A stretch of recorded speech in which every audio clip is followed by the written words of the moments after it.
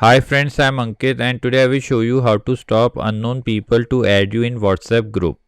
Friends, while using WhatsApp, the biggest problem we face is spam WhatsApp group made by unknown people which add you in their groups without your permission. So to stop unknown people to add you in WhatsApp group, you simply need to open WhatsApp. In WhatsApp, press on the three dots. Here you need to press on settings.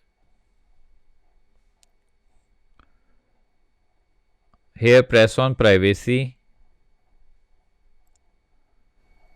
In privacy, you need to press on groups.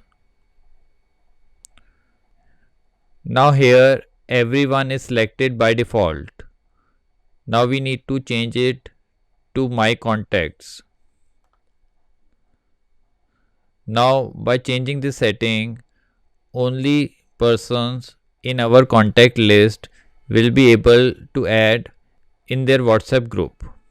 So friends, by doing this simple setting, you can very easily stop unknown people to add you in WhatsApp groups.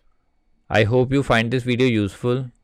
If you like the video, then press on like button and don't forget to subscribe our channel and press on bell icon to receive email notifications free of cost.